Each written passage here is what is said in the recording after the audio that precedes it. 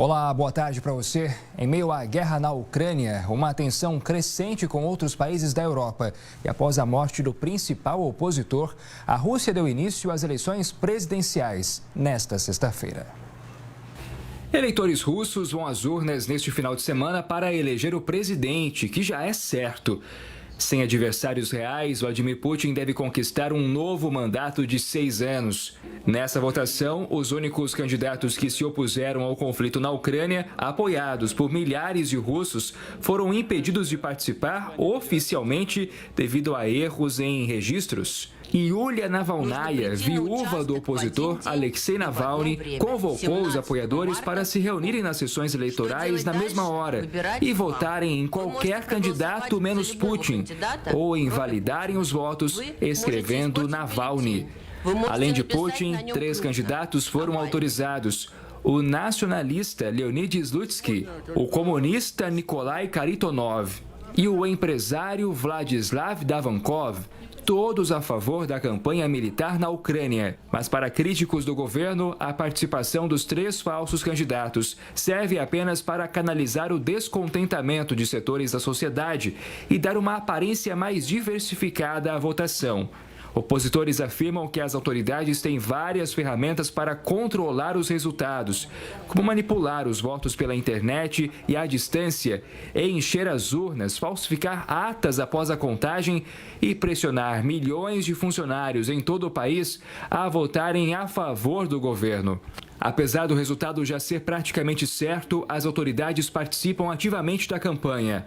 Putin intensificou as aparições na mídia nas últimas semanas, aparecendo com estudantes, em fábricas e liderando um bombardeiro de dissuasão nuclear. No entanto, o presidente não participou de nenhum debate eleitoral, algo que também nunca fez desde que chegou ao poder há 25 anos.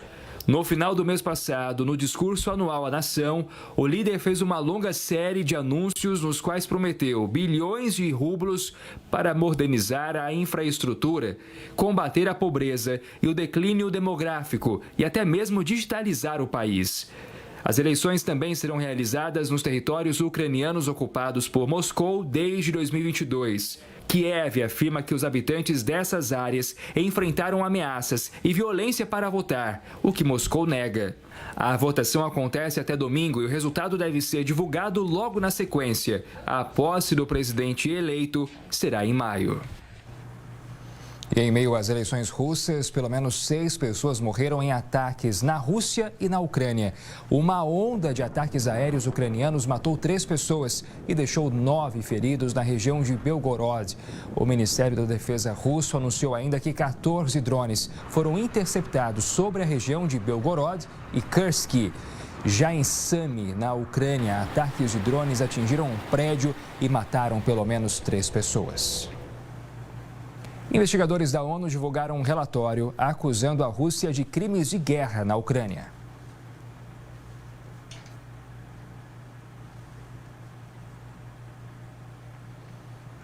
Daqui a pouco você acompanha esse assunto com a gente aqui no Mundo Record News. Enquanto isso, vamos falar agora sobre o ataque do grupo islamista Al-Shabaab contra um hotel de Mogadíscio, capital da Somália. Esse ataque terminou depois de mais de 13 horas de cerco. A polícia informou que todos os terroristas armados foram mortos e a situação normalizada. Agora, as forças de segurança efetuam operações de controle e investigações. O ataque do grupo vinculado à Al-Qaeda começou na noite de ontem, pelo horário local. Autoridades ainda não estabeleceram um balanço de vítimas. Testemunhas informaram que os autores do ataque atiraram sem alvo estabelecido. 60 migrantes morrem durante a travessia do Mediterrâneo. Notícia que você acompanha aqui depois do intervalo.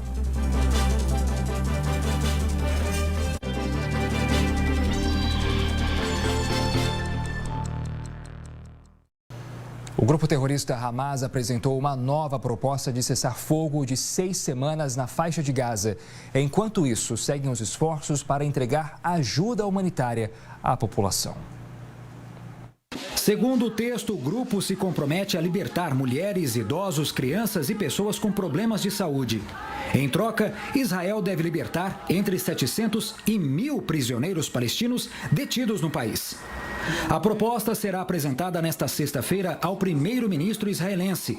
Ontem, Benjamin Netanyahu se reuniu com familiares dos sequestrados e disse que pressionou negociadores do Catar para convencer o Hamas a aceitar o acordo de libertação, mas alegou que o grupo tinha exigências inaceitáveis. Atualmente, cerca de 134 pessoas estão sob o domínio do Hamas.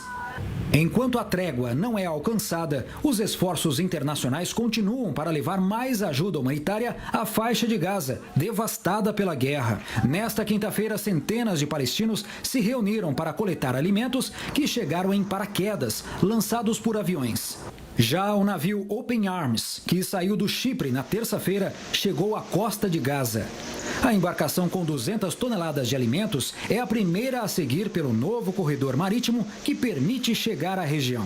O ministro das Relações Exteriores do Chipre afirmou que um segundo navio, maior, está sendo preparado no porto de Larnaca. O corredor marítimo que permite o transporte da ajuda será complementado por uma doca temporária em frente a Gaza, que será construída pelas tropas americanas. O presidente da Autoridade Palestina, Mahmoud Abbas, nomeou Mohammad Mustafa para o cargo de primeiro-ministro. O economista de 69 anos presidiu o Fundo de Investimentos para a Palestina e é conselheiro econômico de Abbas. Mustafa ocupou altos cargos no Banco Mundial e em Washington por 15 anos. Ele também é membro independente do Comitê Executivo da Organização para a Libertação da Palestina, dominada pelo movimento Fatah. Após 13 anos, a guerra na Síria já matou mais de 507 mil pessoas. Os números foram divulgados pelo Observatório Sírio de Direitos Humanos.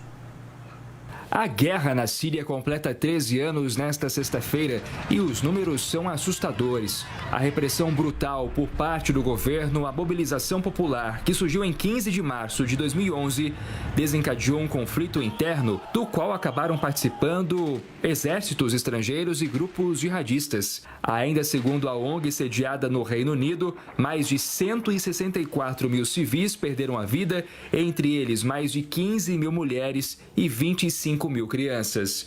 Pelo menos 343 mil combatentes também morreram, incluindo soldados, milicianos e grupos pró-iranianos, forças curdas e jihadistas do Estado Islâmico.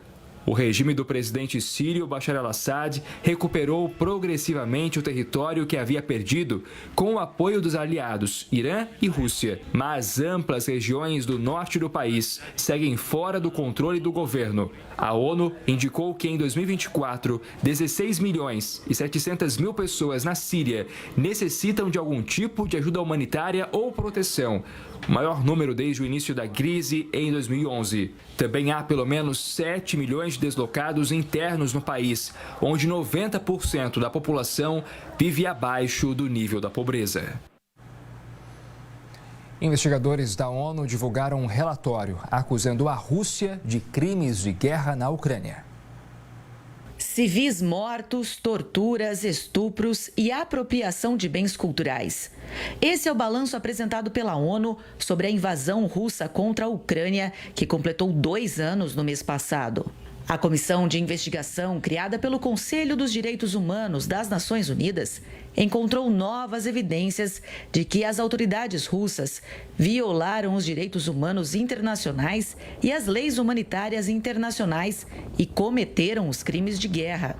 A comissão chegou às conclusões após 16 visitas recentes à Ucrânia e de entrevistar 422 mulheres e 394 homens. O novo relatório descreve casos de tratamento horrível infligido a prisioneiros de guerra ucranianos em centros de detenção na Rússia. Também documenta casos de estupro e outros atos de violência sexual cometidos contra mulheres em circunstâncias que podem ser classificadas como tortura. A investigação ainda permitiu encontrar provas adicionais relativas à transferência ilegal de crianças para áreas sob controle russo. Em março de 2023, o Tribunal Penal Internacional emitiu uma ordem de prisão contra o presidente russo, Vladimir Putin, e a comissária para a infância por suposta deportação ilegal de menores de idade. Moscou respondeu que considera a iniciativa nula. De modo paralelo, o relatório aponta violações dos direitos humanos por parte das autoridades ucranianas contra pessoas suspeitas de colaboração com a Rússia.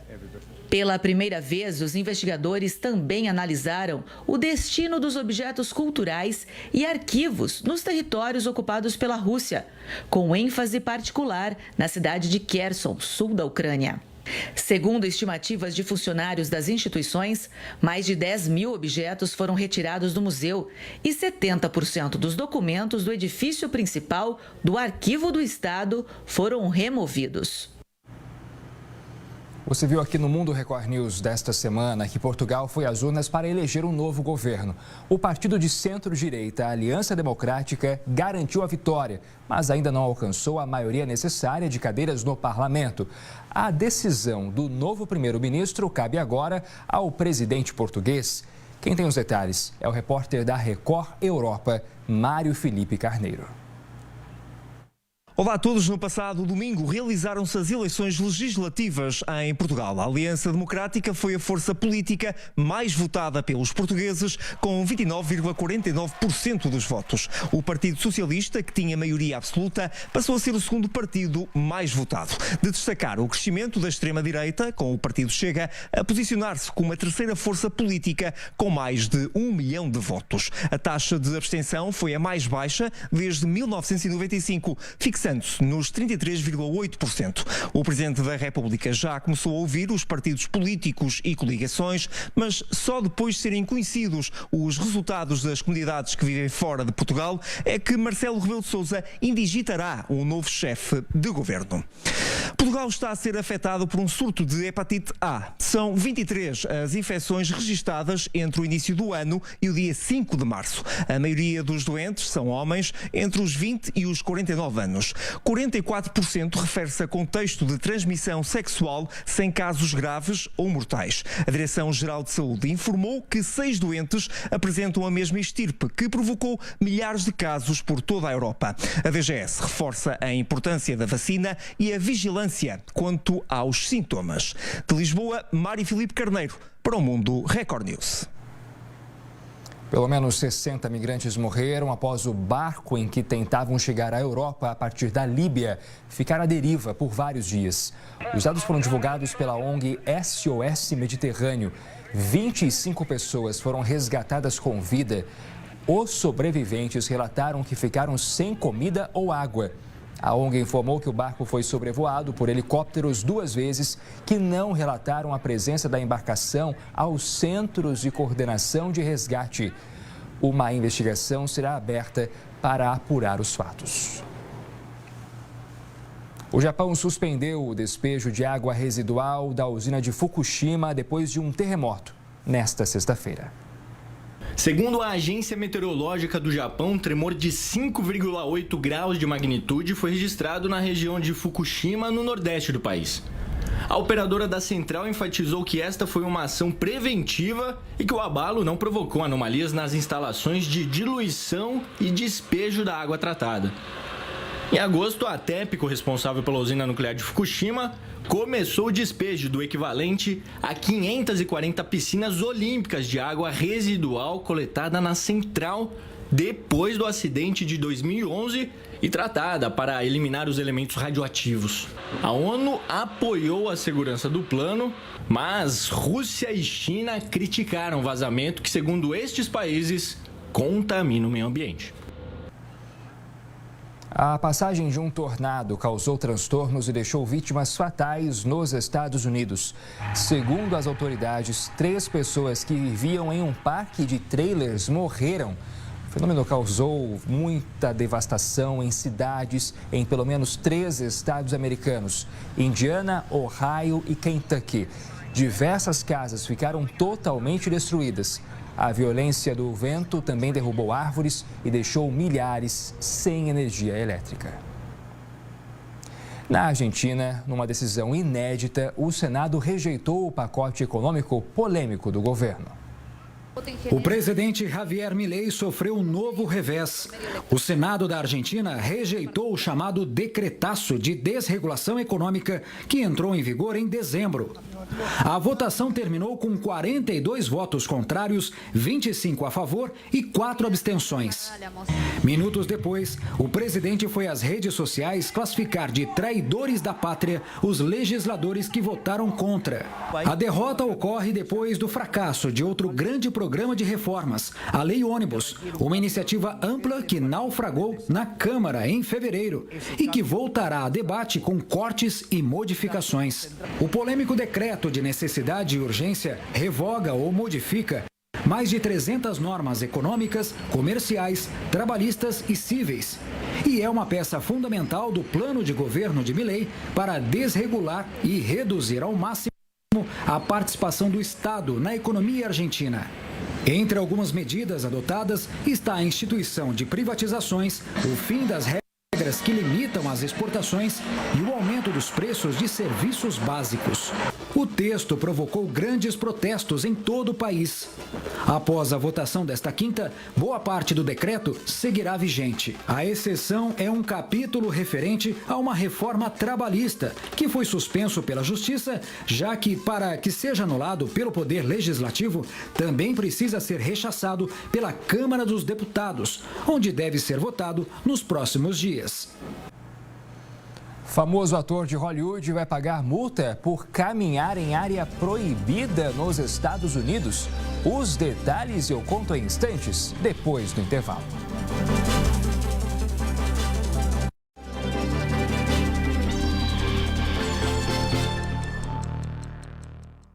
Um relatório preliminar apontou que o esbarrão de um comissário de bordo no assento do piloto provocou a queda repentina de uma aeronave durante o trajeto Austrália-Chile.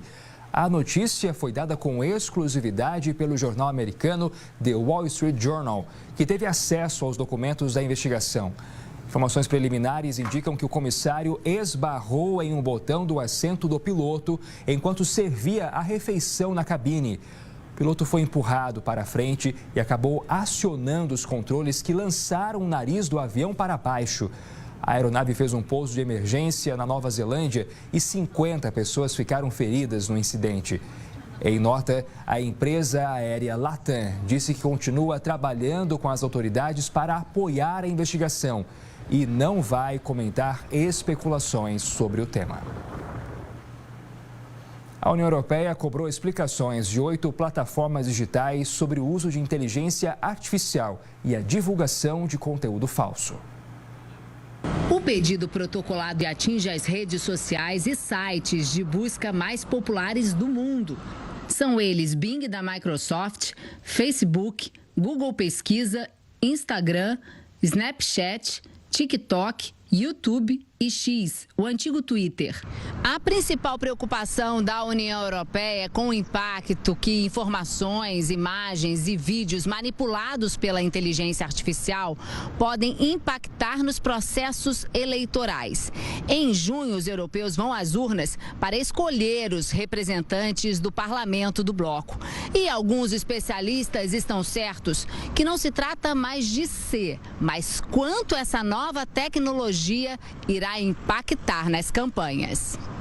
Os países europeus também têm apertado o cerco contra empresas de tecnologia. A Itália multou o TikTok por não proteger menores de idade.